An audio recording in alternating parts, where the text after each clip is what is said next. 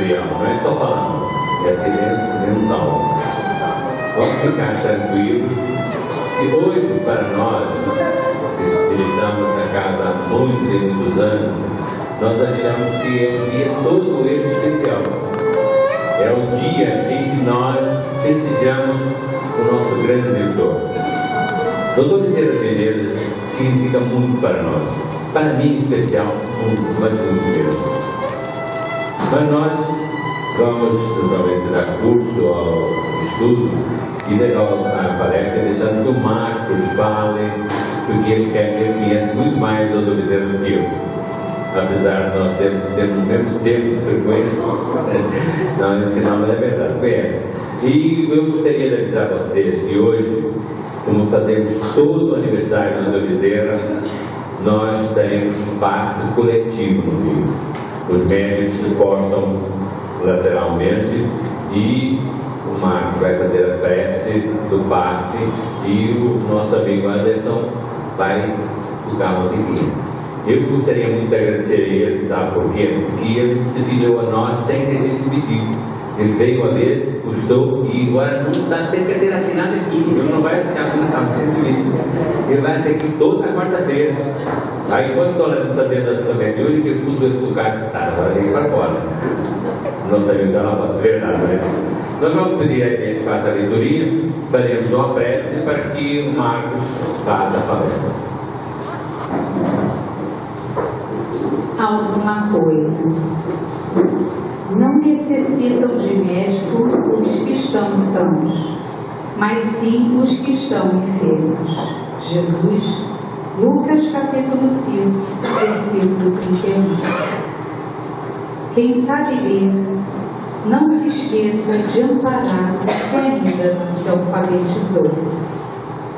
Quem dispõe de palavra esclarecida, ajude ao companheiro, ensinando-lhe a ciência da frase correta e expressiva. Quem desfruta o equilíbrio orgânico, não despreze a possibilidade de auxiliar o doente.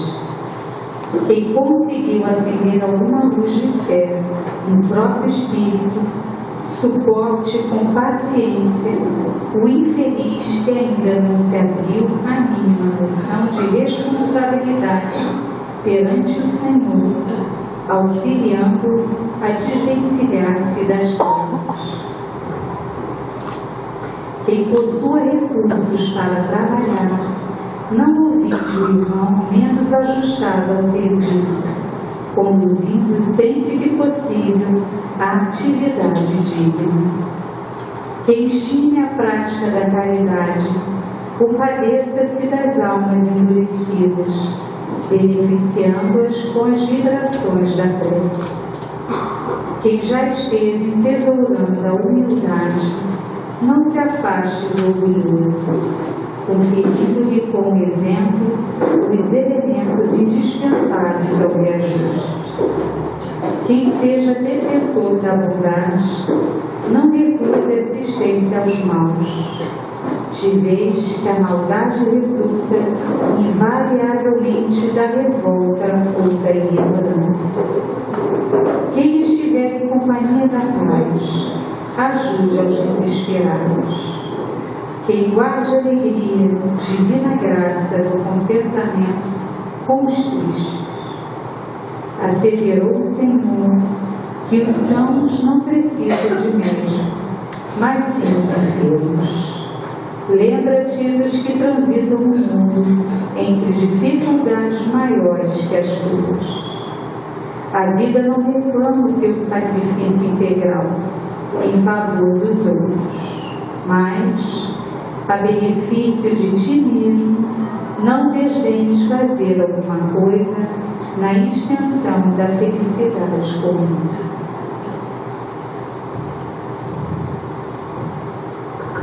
Meus amigos, a leitura é preparatória sempre para um ato religioso. Nós dois também líamos um trecho de um livro parecido com esse, onde dizia que todos nós precisamos atuar. Aquele que doutrina, constrói. Aquele que ensina, eleva. aquele que pratica, está perto de Deus. Não tenhamos dúvida quanto a isso. Hoje é para nós um dia muito memorável, porque marca a nossa existência, a nossa vida, marca o nosso trabalho espiritual durante anos e anos, toda a quarta-feira. Nós hoje sentimos uma felicidade tão grande quando as nossas crianças estavam aqui e nós fomos dar paz nelas todas, eu, Santina e a Sônia. E no fim fizemos uma espécie de uma entrevista. Só queria que vocês vissem crianças que com deficiência de falar, de se expressar, elas agradeciam a Deus. Elas ficavam felizes pela oportunidade de usar o microfone. Parece até que isso é mágico, mas não é, era um microfone. Mas elas queriam falar, queriam dizer alguma coisa. E nós achamos que isso é tão benéfico, mas tão benéfico que nós não temos mãos a medir. Entendeu? Senhor Jesus, amado e querido Mestre, aqui estamos, meu Senhor, na companhia de todos aqueles que de boa vontade quiseram vir ao vosso encontro. São amigos nossos, são companheiros que se dedicam ao bem, assistindo às palestras que os Espíritos nos mandam fazer. Eles estão aqui hoje querendo receber uma vibração do nosso grande mentor, o nosso Espírito querido. Não só ele, mas de todos os seus mensageiros. E ele, em especial, grande devoto de Maria Santíssima, que através de Celina faz chegar até nós as bênçãos que o céu tem para nós. Mestre querido, nunca nos abandones, nunca nos deixes só. Marca a nossa vida em ascensão, a nossa vida querendo sempre ir para o alto, para Deus, para que amanhã possamos dizer: obrigado, Senhor, por mais um aniversário do teu servo Deus, do teu servo Deus. Que Ele continue conosco, Ele e todos os seus mensageiros. Graças a Deus, que o Senhor esteja com todos, agora e sempre. Obrigado, Senhor.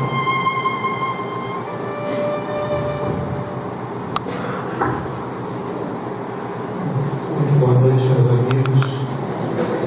Como sempre digo no início das nossas palestras, dos nossos estudos, sabemos perfeitamente que os espíritos amorosos que tutelam essa casa, nos dias de reunião, sempre preparam o ambiente com muito carinho, fazem uma filtragem espiritual permitindo que o ambiente que aqui nós comunguemos uns com os outros seja sempre o melhor possível. Mas hoje, já deveria até ter feito essa menção, mas mais do que nunca agradecer as nossas companheiras que fizeram com que o evento de hoje fosse uma grande celebração entre os dois planos.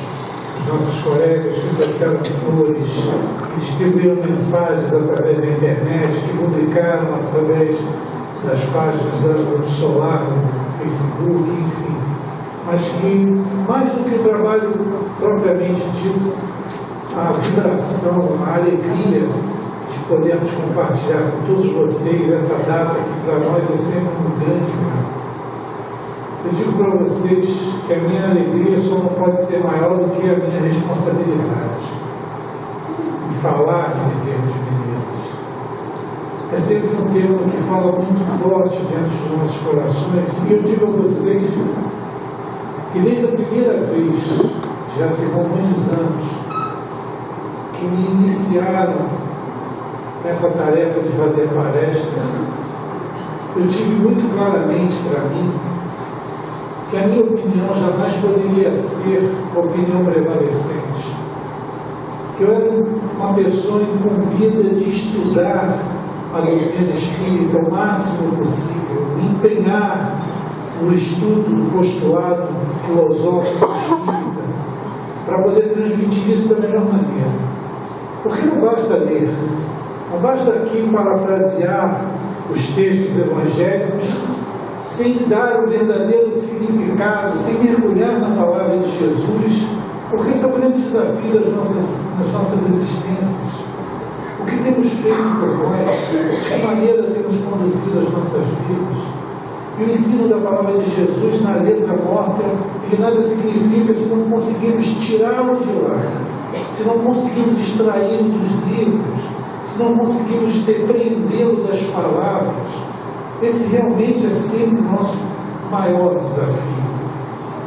Hoje, pela primeira vez na minha vida, não sei por que razão, porque isso não me aconteceu antes, eu fui fazer um pequeno retrospecto e fui pensar como foi que Bezerra entrou na minha vida. Porque ela, em algum momento, começou a entrar na vida de cada um de vocês. Eu juro a vocês que não me lembro. Eu lembro quando o Espiritismo entrou na minha vida, e lembro quando o Solar Bezerra de Menezes entrou na minha vida. Mas não consigo divisar o momento exato em que circunstâncias Bezerra, de alguma maneira, através dos seus mensageiros, porque quem sou eu para ser digno dessa presença, mas através dos seus mensageiros, dos seus emissários, acercou-se de mim. Eu não tenho essa informação, por incrível que pareça. Eu passei a conhecer um pouco mais do nosso querido Dr. Bezerra de Menezes através do próprio Humberto de Campos. Porque no livro Brasil, Coração do Mundo, do Padre do Evangelho, que eu não sei se alguns de vocês tiveram a oportunidade de ler, há ali muito bem delineado vários aspectos da história do Brasil, mostrando de que maneira e por que o Brasil foi designado por Jesus e entregue às falanges de Ismael esse cuidado muito precioso para o Brasil, porque se transformou na paz do Evangelho. Mas ali, muito mais do que qualquer coisa, nós vemos que existem 2 capítulos exclusivos para 2 grandes personagens da nossa história, um muito conhecido de todos, que é Dom Pedro II, que todos nós sabemos foi um emissário do próprio Jesus. Jesus mandou aquele espírito de Longinos. Para quem não sabe, Longinos foi aquele que enfiou uma lança em Jesus quando ele estava na cruz, mas que mais tarde, por todos os processos de depuração, naturalmente, veio a se tornar um espírito bastante venturoso, já conta de próprio Jesus incumbido da tarefa de se tornar imperador do Brasil. Mas Dom Pedro II é uma história à parte, que um dia talvez nós possamos falar. E outro capítulo exatamente por conta de Bezerra de Menezes. Ali mostra toda a trajetória, a maneira por que Bezerra de Menezes foi incumbido da tarefa de vir ao proscênio terrestre de terras brasileiras para fazer o trabalho grandioso que ele fez. Se eu digo a vocês que todas as minhas palestras eu procuro disciplinar, eu procuro ser um escravo do texto evangélico, eu procuro não fugir das conceituações que os próprios Espíritos nos deram, porque é importante que eu tenha método, é importante que todo aquele que vai falar tenha um método a seguir. Eu me lembro antigamente que eu trazia meus papeizinhos antes dos alimentos, com muito receio de me esquecer das coisas, porque a gente vai fazer a palestra muitas das vezes mentalmente, as ideias vão surgindo, a gente já cria conectividade com o tema muito antes dele ser trazido a público. Então, para que a gente nunca se esqueça, vamos fazer aquelas anotações. Eu me lembro perfeitamente no início, com a minha preocupação de ter assunto suficiente para preencher o tempo que me era dado. Já pensou? O orador que cara chega às 8h30, a gente acabou minha palestra, o que eu vou fazer com o restante do tempo? Então, sempre foi uma grande preocupação. Outro dia eu encontrei, no meio dos livros, de uma das biografias de Bezerra de Menezes, um papelzinho meu, que eu acho que era de 1995, uma palestra de Bezerra, com as datas e tudo mais. Só que falamos daqui da biografia de Bezerra de Menezes, tão bem expressa nos livros que nós temos. Eu, graças a Deus, pude ler todas as biografias que eu conheço que foram publicadas de Bezerra de Menezes, pontuando apenas a maneira como ele veio para o Rio de Janeiro, constrangido naturalmente por força da profissão que abraçou, que era a medicina, que não tinha no Nordeste, só havia as universidades de medicina na capital. que era o Rio de Janeiro, enfim, pontuando de várias maneiras a trajetória de Bezerra de Menezes e, naturalmente, aqueles aspectos que fizeram com que Bezerra de Menezes acabasse se tornando um espírita, né? Então, o processo do livre convencimento, através da leitura do livro que Joaquim Travassos deu de presente. E aqui temos vários assuntos, vários pontos que poderíamos aqui, naturalmente, falar sobre Bezerra de Menezes. Mas quando digo a vocês que sempre tive método, sempre tive disciplina, ordenando uma maneira de fazer as minhas palestras, isso não acontece com essa palestra. E esse é o meu grande temor. Porque como não tenho um método, como não tenho um sistema para falar sobre Bezerra de Menezes, nem teria como, a minha palestra me deixa numa situação vítima de mim mesmo, porque a emoção pode aparecer a qualquer momento e ela me prejudica. Hoje o Fernando, como sempre, todas as quartas-feiras, ligou para mim de manhã cedo, e liga para todos os nossos parceiros, né? Já cria aquela conectividade, uma reunião logo na parte da manhã. E antes de que ele se despedir, você estudou o tema de hoje? Eu falei, não. Porque ele deve ter ficado muito preocupado. E, de fato, até hoje não aprendi a falar sobre Bezerra de Menezes. São mais de 20 anos que eu tenho sido presenteado com essa oportunidade, que é um grande presente para mim. Mas digo a vocês, como eu comecei a dizer aqui, a minha alegria ela só não é superior à minha responsabilidade. Falar sobre ele é uma coisa que transcende. Não há um método. Ficarmos aqui falando sobre datas, 1856 se formou em cirurgião tenente, que começou a progredir na sua carreira, que em 1858 se casou, que logo em seguida entrou para a política, que teve que abrir mão ou da política ou do cargo, porque eram incompatíveis. Os detalhes da sua vida, sua trajetória, elas estão lá nos livros, elas estão lá registradas. Eu considero, talvez, de toda a biografia de Bezerra de Menezes, se é que podemos destacar apenas uma, a data de agosto, coincidentemente, desde o aniversário dele, em 1888, quando ele, de fato, os livros registram isso, ele reuniu toda a sociedade, aquelas pessoas faziam parte do seu círculo, porque ele já era um político, já era uma pessoa de grande projeção, reuniu no Salão da Guarda Velha para dizer a todos, de viva voz, que ele era um espírita. Quem de nós pensa em reunir um grupo para dizer esse espírito? Olha que nós temos que voltar para o século retrasado, século XIX. As religiões que não eram a católica eram perseguidas. A polícia fechava casas espíritas, centros de umbanda, casas kardecistas. Todas as religiões que não fossem a católica eram perseguidas. Os seus dirigentes eram presos. Vocês imaginam um homem da projeção política dele colocando em risco tudo aquilo que ele havia alcançado, médico, conhecido, ele se ia anunciar como um espírito. E conta os livros que ele, nessa ocasião, praticamente declarou, sem declarar, uma guerra surda na religião católica, porque o que ele fez ali foi a defesa do livro Céu e Inferno. E para aqueles que não conhecem, o livro Céu e Inferno, na realidade, é uma contraposição dentro do que se concebeu como verdade durante séculos, por tudo que nos foi passado pela Igreja Católica. O próprio livro já diz céu e inferno. Para nós isso não existe. Então, quem vem a ser o céu e o inferno? Precisamos falar sobre isso. E é exatamente ali que o Dr. Bezerra, então, começa a fazer a contraposição de tudo que o Espiritismo, dentro da sua coerência absoluta, entendia e proclamava com relação àquelas colocações eternas, mostrando que se existisse céu e inferno, Deus não existiria, porque onde estaria a justiça?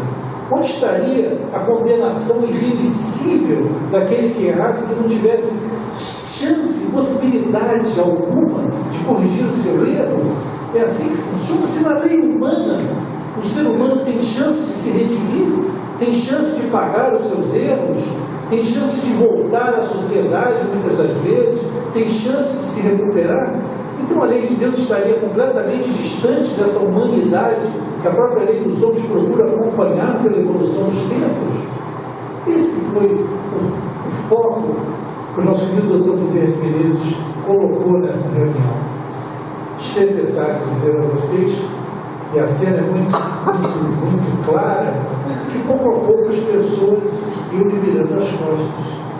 Pouco a pouco as pessoas, o salão ia se esvaziando, ninguém queria ser fotografado num evento que naturalmente devia ser algo encomendado pelo demônio.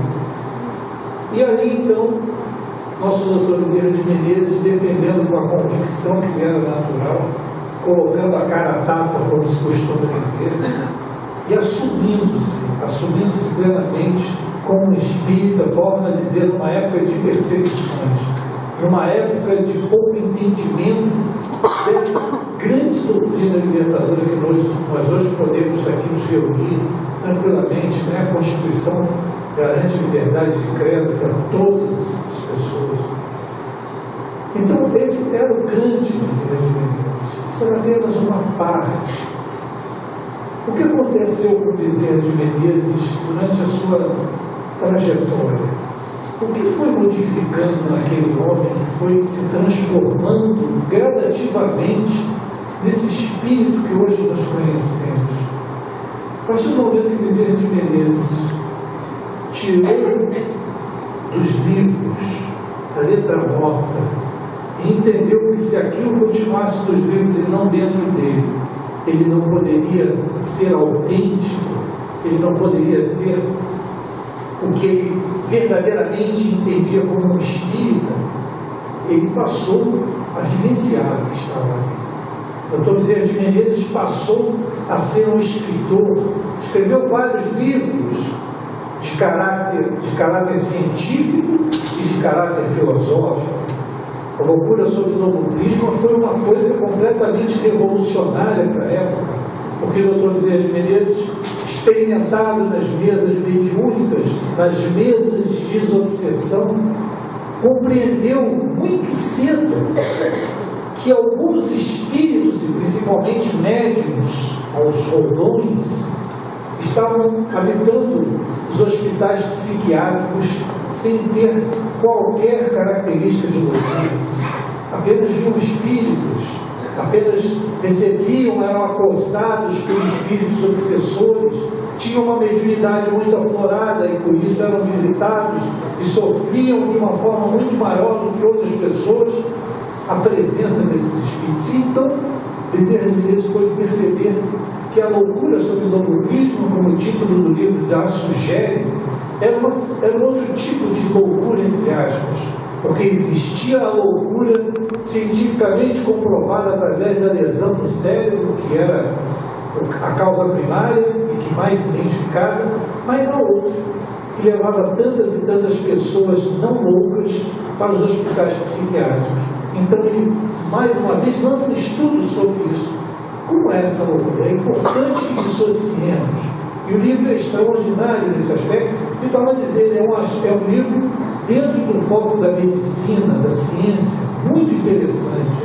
Mas o nosso doutor Bezerra de Menezes, que além de médico também era professor de filosofia, enveredou-se por esse caminho, e nós temos durante muitos anos, no jornal O País, que era de propriedade de Quintino Bocaiúva, se vocês conhecem, passou a escrever artigos semanais no jornal O País. Artigos importantíssimos, onde ele aborda o espiritismo e ele traz o testemunho do berço da filosofia. Aí então o Dr. Bezerra de Menezes começa a mostrar que a filosofia já existia antes de Cristo nascer, antes de Jesus nascer já vinha. E aí vem ele com citações de Sócrates, mostrando de que maneira aquela citação de Sócrates estava ali identificada dentro do livro dos Espíritos, dentro do Evangelho. De que maneira, aliás, o próprio Sócrates tem o seu espaço já ali como espírito desencarnado dentro do livro dos Espíritos. Nós temos ele, Platão, são espíritos que se comunicam, Santo Agostinho, esposos. Mas então o doutor Bezerra de Menezes passa todo o tempo mostrando as teorias de Pitágoras com relação à reencarnação, Parmênides, Platão, São Tomás de Aquino, e todos vão ali então fazendo parte de uma grande obra que o doutor Bezerra de Menezes faz questão de mostrar, querendo deixar claro que muito mais do que qualquer coisa, o Espiritismo é uma realidade já identificada lá atrás por essas cabeças pensantes, por esses homens, porque a filosofia é estudada nas cátedras universitárias. Nas universidades nós temos a faculdade de filosofia. A filosofia é a base de qualquer pensamento. Todas as outras ciências saem da filosofia, porque a filosofia é uma ciência inesgotável, é a arte de pensar. Cada vez que vamos pensando, vamos descobrindo algo novo. O pensamento é criativo, e isso é filosofar. É você buscar os porquês das coisas. E era essa a grande tônica da vida de Bezerra de Menezes. Buscar o porquê dos mistérios que nos envolviam, mas que não precisavam ser descobertos, eles estavam lá no berço da antiguidade, junto com esses grandes filósofos. E mesmo aqui já dissemos, os filósofos adotados pela Igreja, como Tomás de Aquino na sua filosofia tomista, ou como Santo Agostinho, têm as suas concepções reencarnacionistas, principalmente Santo Agostinho. Já falamos aqui, quando ele escreveu de Confissões, onde ele ali já deixa bastante claro a questão da reencarnação. Ele já via, já percebia que muitos dos sofrimentos pelos quais ele passava, as tentações que ele vivia, contra as quais lutava ferozmente, porque elas assomavam de dentro dele próprio, e ele tinha de combater-se.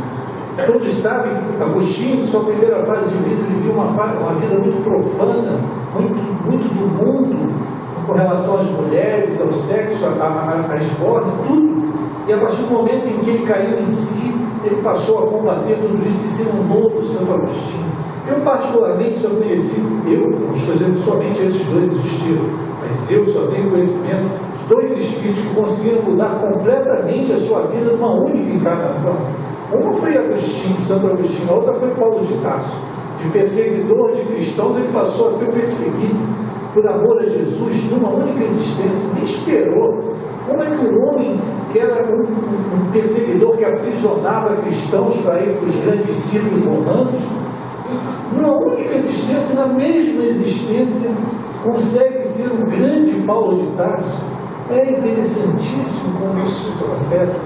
Aqueles missionários que ainda não acordaram, ele perseguia Jesus porque o amava. O ódio é aquele sentimento que está muito próximo do amor. Eu costumo dizer que o pior sentimento que alguém pode ter pelo outro é indiferença. Quando alguém não lhe diz nada, quando você é completamente indiferente para uma pessoa, mas quando você, lamentavelmente, a odeia, porque, como dizem alguns, o ódio é um amor doente, né? Porque para você odiar uma pessoa tem que te dizer muito, aquela pessoa tem que incomodar você no mais fundo da sua alma, você não para de pensar nela, porque é uma maneira torta, enviesada de você ter uma ligação forte com aquela pessoa. E Paulo de Tarso, como o ódio e o amor estão aqui quase se tocando num círculo, que parte daqui para cá, uma vez eu desenhei isso aí no quadro, só falta se tocar.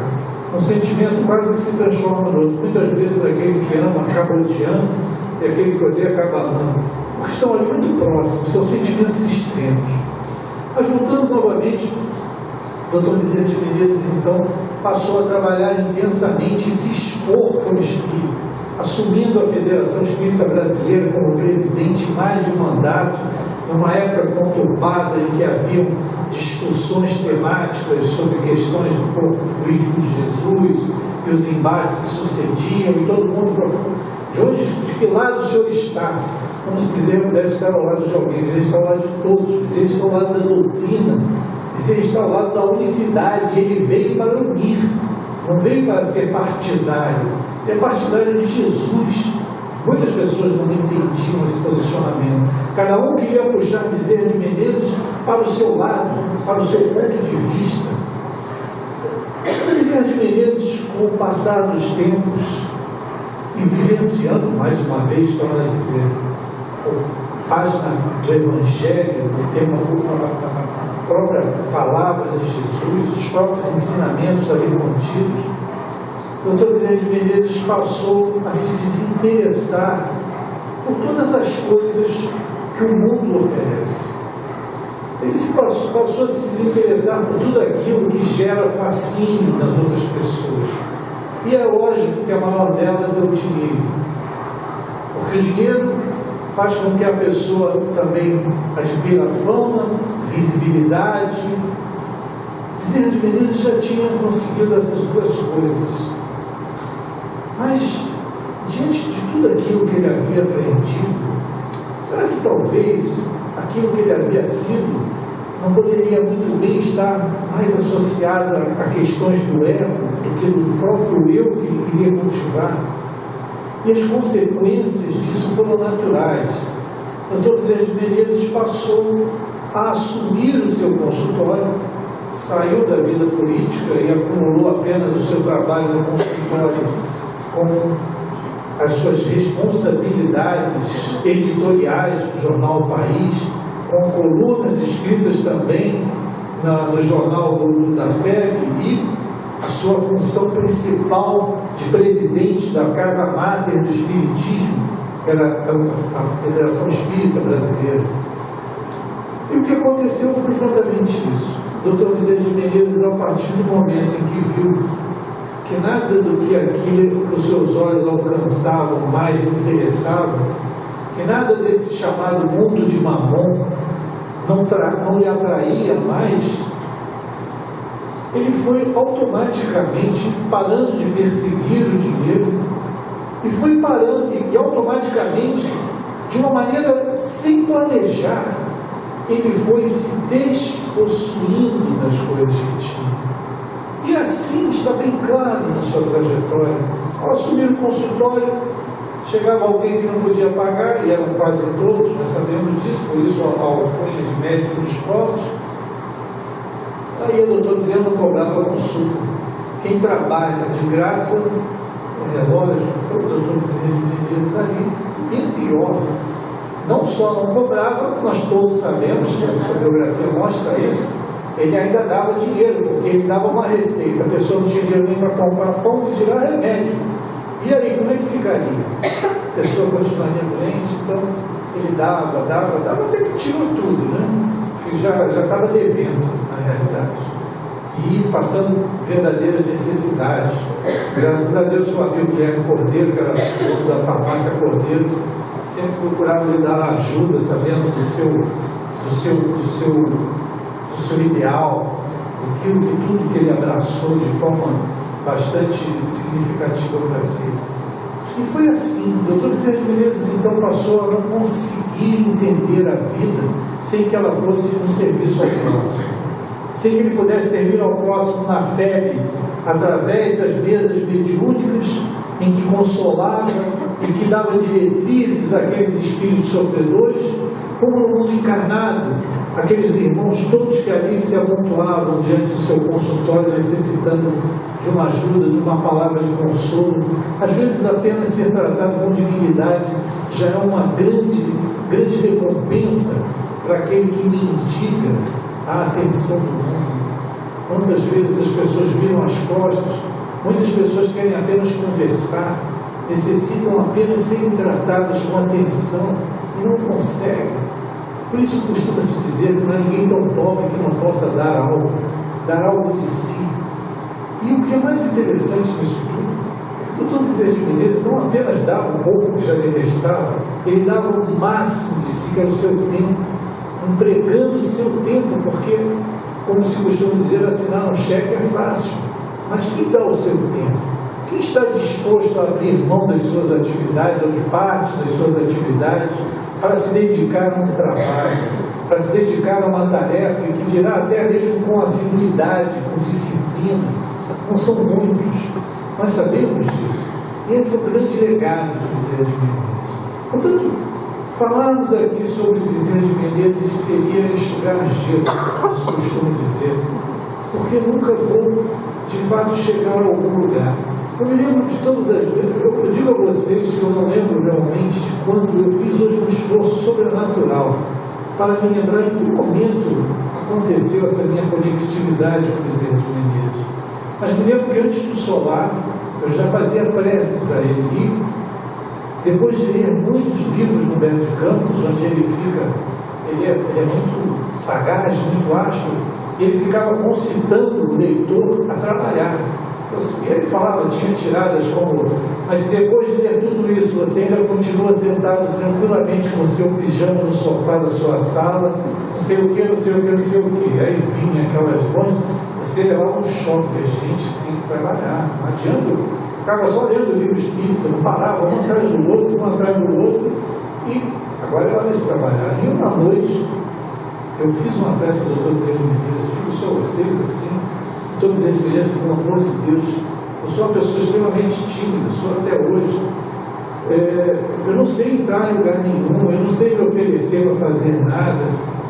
Faça de alguma maneira que eu me veja diante de uma situação que é a que você quer para mim.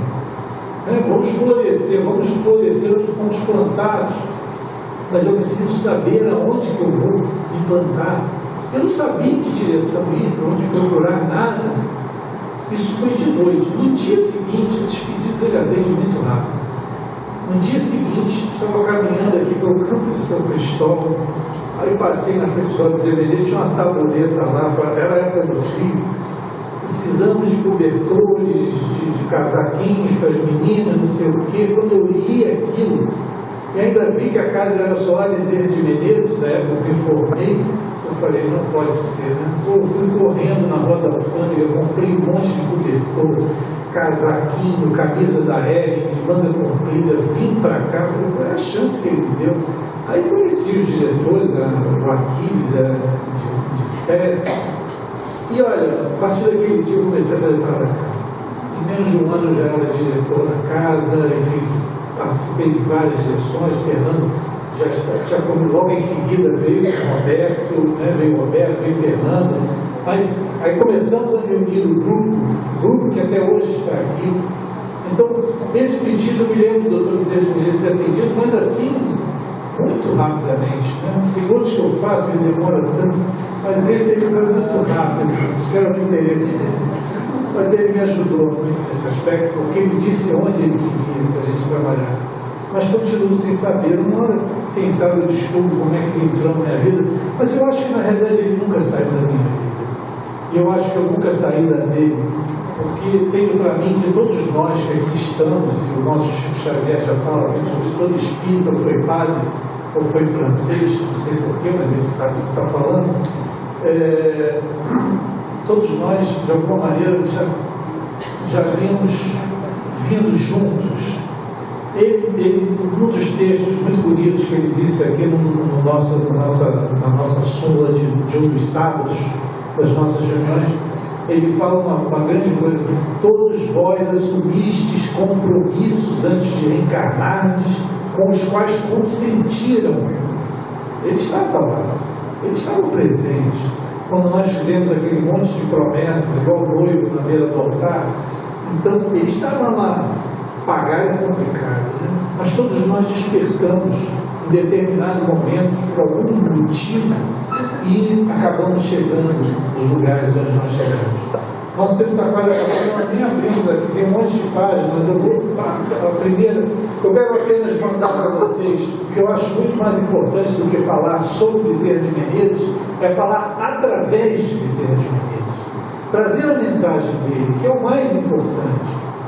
Essa bússola da alma é sempre uma mensagem que nós temos variavelmente circular entre nós. Mas hoje eu quero falar sobre ela com vocês, porque ela é extremamente Bezerra. Ela é o pensamento de Bezerra. A prece surge na existência terrestre como chave de luz inspirativa, descerrando as trilhas que parecem impedidas aos nossos olhos. Estamos em dificuldade. Não vemos saída para os nossos problemas. Mas olha aqui Bezerra nos mostrando que ela é a chave de luz que elimina os obstáculos. A prece é atendida. Ela é pedida aos nossos olhos porque nós não enxergamos. Mas a prece nos dá a chave da solução do problema. E ensina sempre no silêncio da alma. E quando não resolve os problemas, ou não afasta o sofrimento, por isso que eu falei que nem sempre ele atende rápido, ilumina a mente e fortalece a resignação. O que isso quer dizer? O Dr. Bezerra de Menezes, em outra súmula, também já disse: sabemos e vemos as lágrimas que vocês vertem, sabemos dos sofrimentos atrozes que vocês passam e dos pedidos que encaminham ao alto, mas é necessário esperar. A tormenta para uns é mais demorada do que para outros, mas temos de ter resignação. Como diz o professor Beto Roder, não precisamos saber por que sofremos, mas para que sofremos. Nós devemos saber qual o motivo disso, que nós vamos descobrir. Nós devemos sofrer com resignação, com altivez, porque todas as tempestades passam e é preciso que nós demos o nosso testemunho através da resignação. Tudo aquilo que hoje é motivo de nossa preocupação, uma hora afasta-se do nosso caminho. Mas, por favor, é muito importante que nós possamos dar valor a esses momentos em nossas vidas. O sofrimento, como diz Joana de Ângelo, lutar é sofrer, e sofrer é libertar-se. Muito embora nenhum de nós queira conscientemente sofrer, nenhum de nós queira passar por situações de angústia e de dor, é essa matéria-prima bem entendida, bem sofrida, bem compreendida no seu âmago, é que faz com que nós avancemos. A alegria não nos avança. A alegria, todos nós queremos uma vida alegre, feliz, improdutiva, sem trabalho. Isso não nos alavanca. O que nos alavanca é a dor. A dor move o mundo. Contato com o infinito, toda oração sincera significa mensagem com endereço exato. Vejam vocês. A garantia de Bezerra de que nenhuma prece fica sem atendimento. E se por vezes flutua entre riso e pranto, termina sempre por elevar-se aos páramos superiores, onde já não existem temporariamente nem alegria e nem dor, apenas paz de alma. Oração é diálogo. Quem ora jamais monologa. A gente só ouve a nossa voz, né? Mas tem a voz de lá. Até a petição menos feliz tem a resposta que lhe cabe procedente das sombras. Todos nós sabemos disso.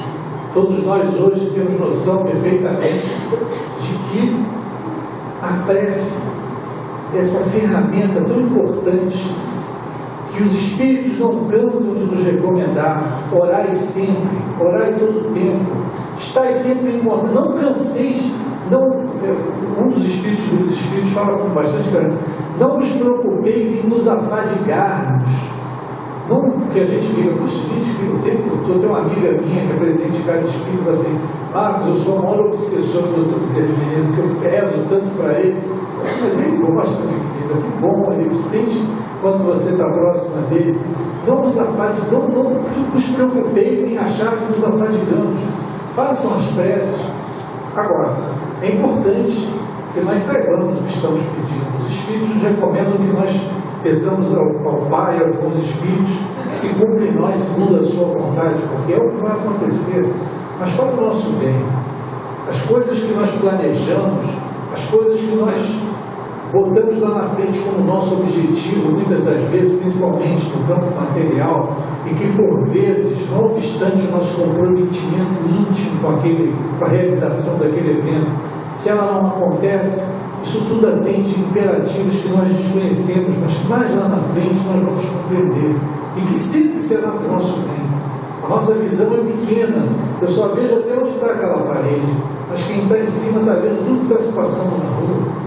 A minha visão é limitada, mas a visão de quem está nos orientando, de quem está sempre nos cercando, é muito mais ampla do que tudo isso.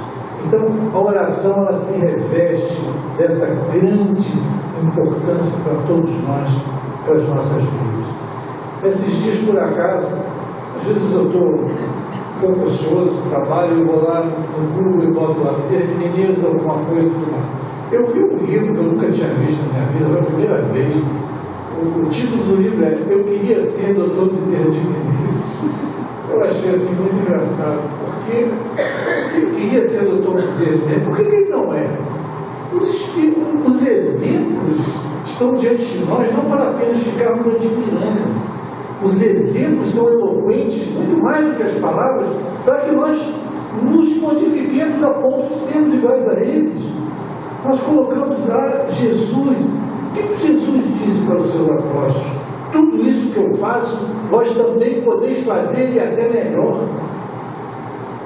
As curas, o que chamavam de milagres, desde que tivessem a fé do tamanho de um grão de mostarda, é porque ninguém se esforça. Mas eu queria ser, doutor, seja, você já sabe tudo que ele fez, conhece o exemplo dele, comece agora, e seja você mais tarde, porque eu gostaria de estar fazendo palestra, botando ele aqui como tema, como seria muito bom, maravilhoso. Então está ao alcance de todo mundo os exemplos, meus amigos.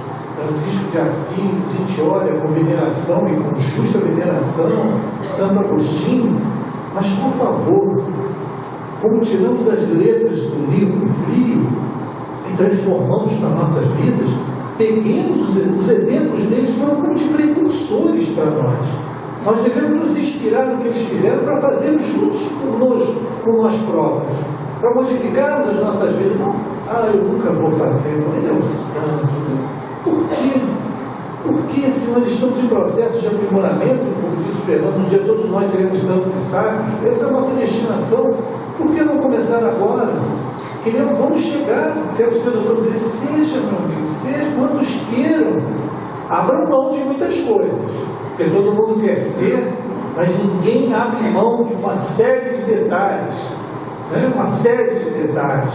Privacidade, abrir mão da sua própria vida, abrir mão do seu tempo, não ser mais dono do seu tempo, entregar o seu tempo para a causa, entregar o seu tempo em benefício dos outros. São muitas renúncias. E o que eu mais vejo são as pessoas não sendo capazes de renunciar a pequenas coisas, que dirá as grandes. Esse é o grande obstáculo. Isso é que faz com que o nosso querido autor do livro não seja o doutor Bezerra de Menezes como ele gostaria de ser. E já bota no par, eu queria ser.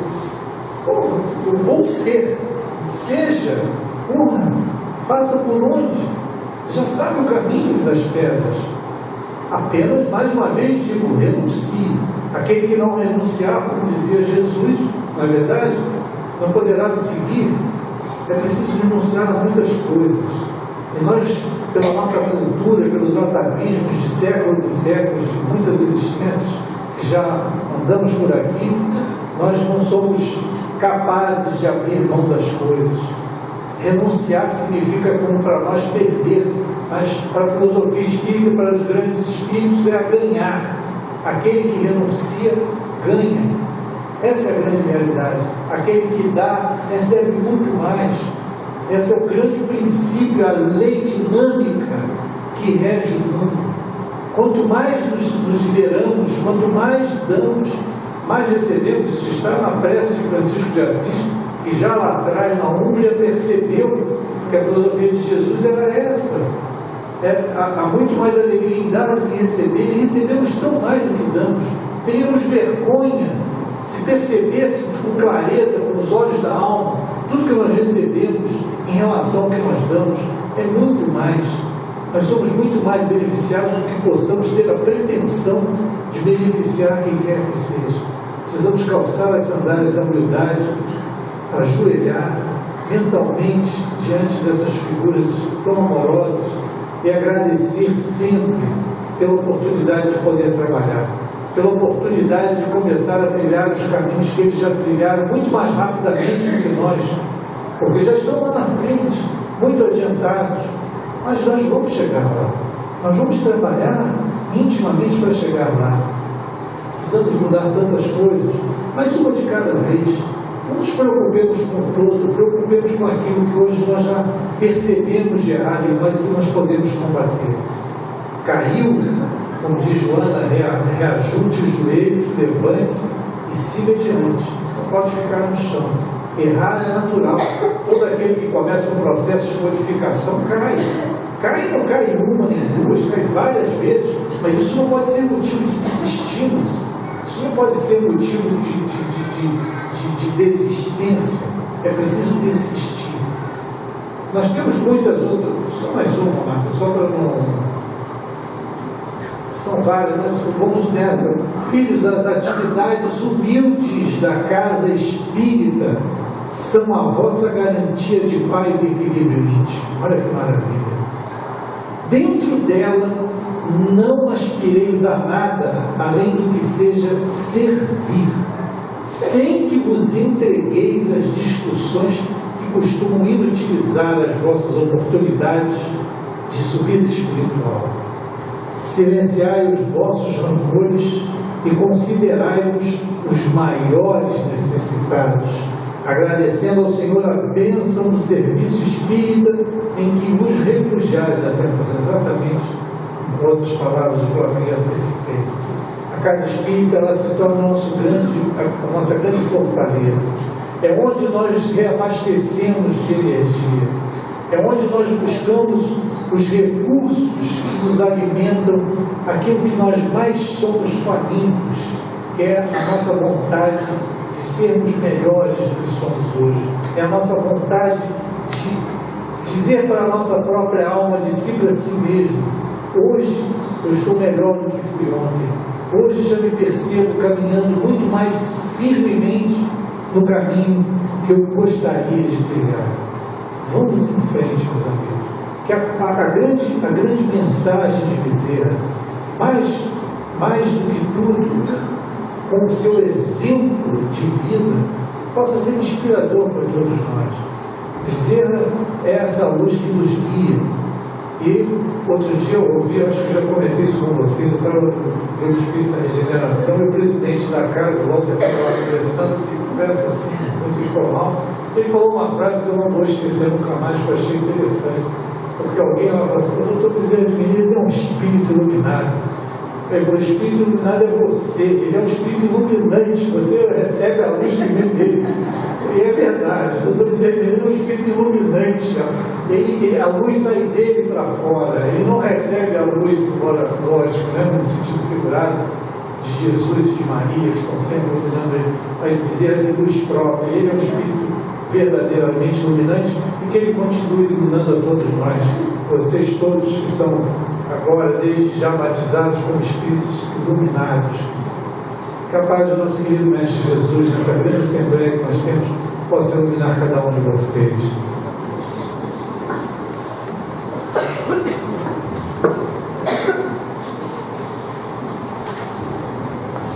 Obrigado, Marcos. Todo mundo tem um dia que entrou, se descobriu. Eu também digo 50. Quem é o que é o 50? É a Ângela Massa. Ângela Massa. Olha lá, eu conheço muito. É nada. É para ela, filho. Não fica parado, não, pô. Agora nós temos o Livro dos Espíritos. 29. Helena de Lourdes. Como é que é? Helena de Lourdes. Olha, eu conheço a Helena. Ela tem filha do Pedro ao seu lado, sabia? Eu só não está aqui porque ela não tem cabimento de trazer. Peguei tudo. Tudo com ela. É Gênese e divórcio, traição e depressão. 52. Quem é? Regiane Moreira. Regiane, onde é que está a dona Regiane? Olha ela lá. Ô, dona Regiane, ganhou vivo bom, hein? Eu assisti o Evangelho e uma música.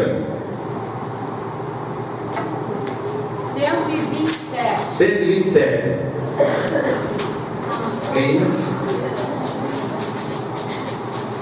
Não dá para ler? Acho que é esse caminho, sabe? Hein? Olha, nossa mãe, você está aí escondido, não falou nada. Oh.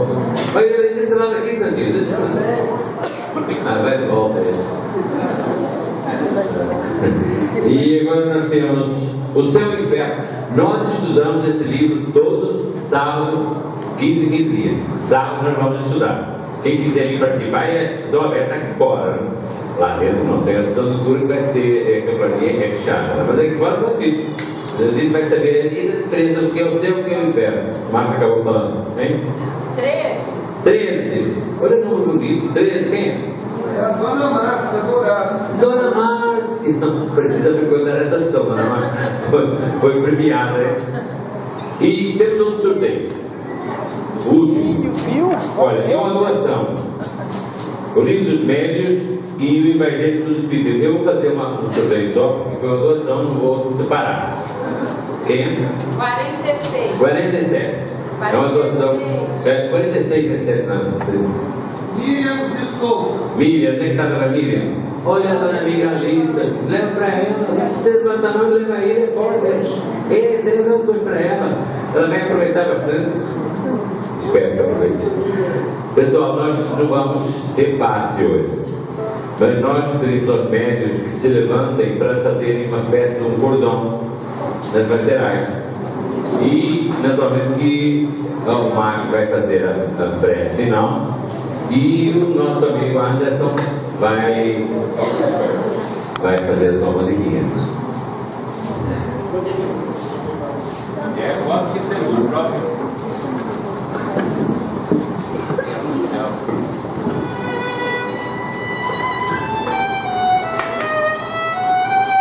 Meus amigos, nesse momento da nossa reunião, que todos nós, num único pensamento, levamos em nossa tela mental a figura do nosso querido doce Bezerra de Menezes, do nosso querido Jesus. Nós pedimos a Ti, Jesus amado, proteja essa casa, ilumine os dirigentes, ilumine todos aqueles que possuem responsabilidade sobre os desígnios desta casa de amor e de luz.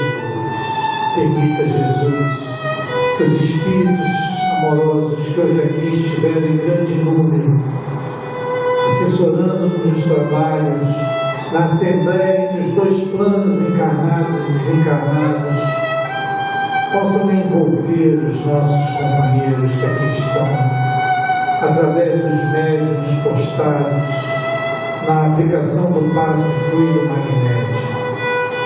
Que todos eles saiam daqui melhorados, saiam daqui melhores do que entraram. Que todos eles possam trazer dentro de si, mais do que nunca, a convicção de que nunca nos deixa a sós.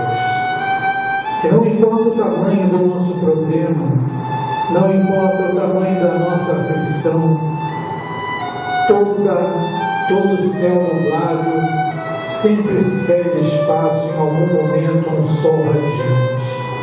E todos nós teremos esse sol radiante em nossas vidas, no momento certo, no momento exato. Que Maria, nossa mãe querida, nossa mãe de luz e de amor, abençoe os trabalhos aqui realizados na casa desse teu filho amoroso, Bezerra de Menezes, este teu seguidor e trabalhador incansado das tuas falanges de amor, que descem aos locais mais ínfimos em busca dos sofredores, daqueles que rezam, pedem pela sua própria salvação. Que a sua paz, Mestre Jesus, que a sua luz e o seu amor possa se fazer junto a cada um de nós agora e sempre, que assim seja.